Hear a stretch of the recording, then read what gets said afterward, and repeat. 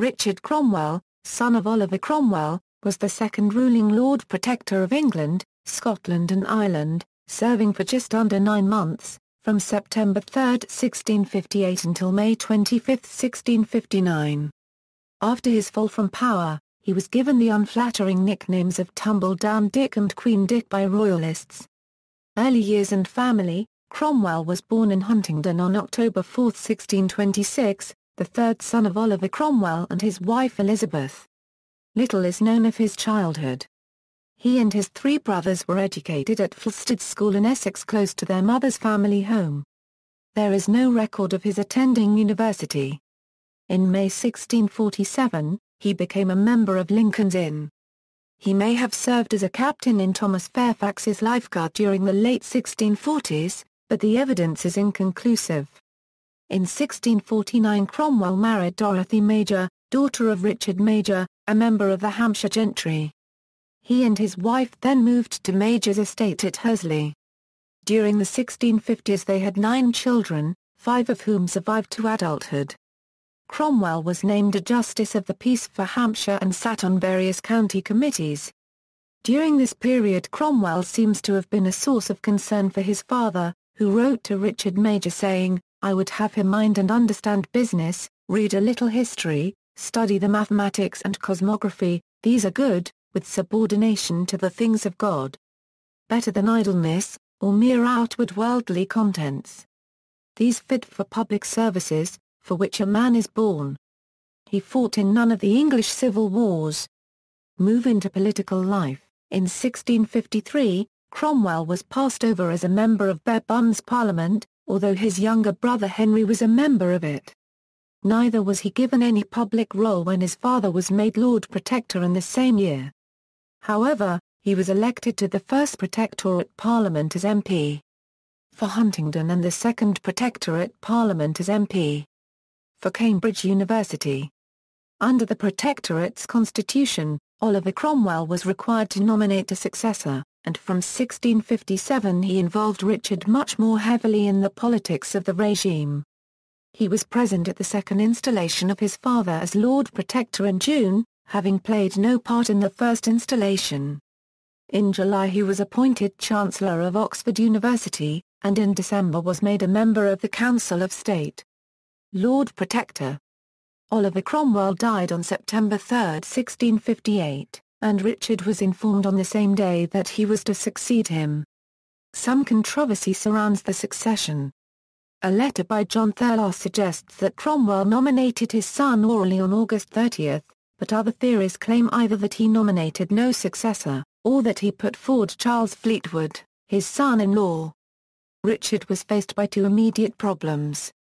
The first was the army, which questioned his position as commander given his lack of military experience. The second was the financial position of the regime, with a debt estimated at £2 million. As a result, Cromwell's Privy Council decided to call a parliament in order to address these financial problems on November 29, 1658. Under the terms of the humble petition and advice, this parliament was called using the traditional franchise.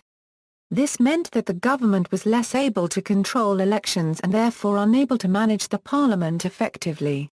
As a result, when this Third Protectorate Parliament first sat on January 27, 1659, it was dominated by moderate Presbyterians, crypto-Royalists and a small number of vociferous Commonwealthmen.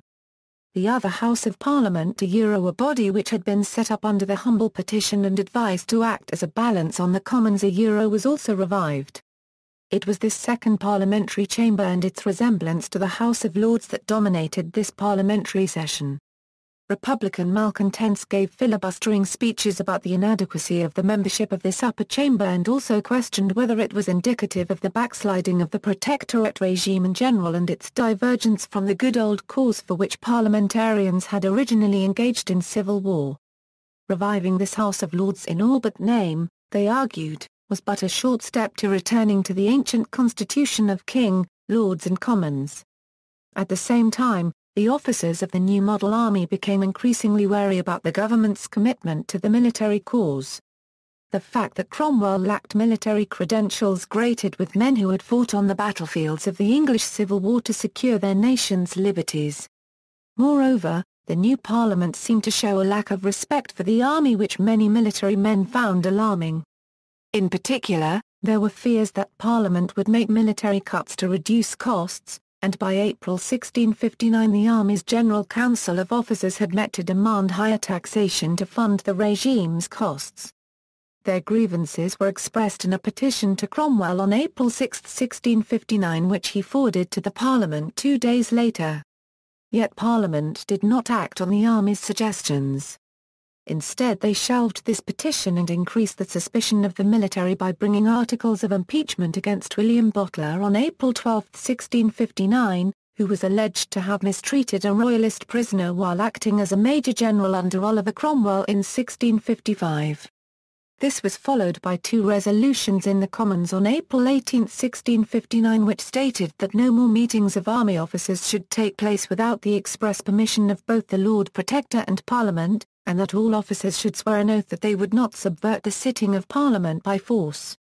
These direct affronts to military prestige were too much for the army grandees to bear and set in motion the final split between the civilian-dominated Parliament and the army, which would culminate in the dissolution of Parliament and Cromwell's ultimate fall from power. When Cromwell refused a demand by the army to dissolve Parliament, troops were assembled at St James's Palace. Cromwell eventually gave in to their demands and on April 22, Parliament was dissolved and the Rump Parliament recalled on May 7, 1659. In the subsequent month, Cromwell did not resist and refused an offer of armed assistance from the French ambassador, although it is possible he was being kept under house arrest by the army. On May 25, after the Rump agreed to pay his debts and provide a pension, Cromwell delivered a formal letter resigning the position of Lord Protector. Richard was never formally deposed or arrested, but allowed to fade away. The Protectorate was treated as having been from the first a mere usurpation. He continued to live in Whitehall Palace until July, when he was forced by the Rump to return to Hursley. Royalists rejoiced at Cromwell's fall, and many satirical attacks surfaced, in which he was given the unflattering nicknames Tumbledown Dick and Queen Dick. Later years, during the political difficulties of the winter of 1659, there were rumours that Cromwell was to be recalled as Protector, but these came to nothing. In July 1660, Cromwell left for France, never to see his wife again. While there, he went by a variety of pseudonyms, including John Clark. He later travelled around Europe, visiting various European courts. As a visiting Englishman, he was once invited to dine with the Prince of Conti, who was unaware of who he was. At dinner, the Prince questioned Cromwell about affairs in England and observed, well, that Oliver, who he was a traitor and a villain, was a brave man, had great parts, great courage, and was worthy to command. But that Richard, that coxcomb and poltroon, was surely the basest fellow alive. What is become of that fool? Cromwell replied, he was betrayed by those he most trusted, and who had been most obliged by his father. Cromwell departed the following morning. During this period of voluntary exile, he wrote many letters to his family back in England. These letters are now held by Cambridgeshire Archives and Local Studies at the County Record Office in Huntingdon. In 1680 or 1681, he returned to England and lodged with the merchant Thomas Pengeely in Sheshunt in Hertfordshire, living off the income from his estate in Hursley. He died on July 12, 1712 at the age of 85. Fictional portrayals. Cromwell has been depicted in historical films. They include, Cromwell, portrayed by actor Anthony May, To Kill a King. Portrayed by actor John Paul MacLeod. Title as Lord Protector, September 3, 1658 to May 25, 1659, His Highness by the Grace of God and Republic, Lord Protector of England, Scotland and Ireland. Ancestry, Notes. References, Chapman, James, Past and Present, National Identity and the British Historical Film, I.B. Torres, ISBN A978-1-85043-808-3 Gaunt, Peter. Richard Cromwell. 11298 Oxford Dictionary of National Biography. Hutton, Ronald. The Restoration, A Political and Religious History of England and Wales, 1658–1667. Oxford, Clarendon Press. ISBN A0-19-822698-5. Beaver, R.J. Roberts, E.T. Others. Alumni Flustadian Munden, Kenneth White, The American Film Institute Catalogue, Feature Films 1961–1970, University of California Press, ISBN A978-0-520-20970-1. External links, BBC Bio of Oliver Cromwell, Britannia.com. Monarchs page on Richard Cromwell.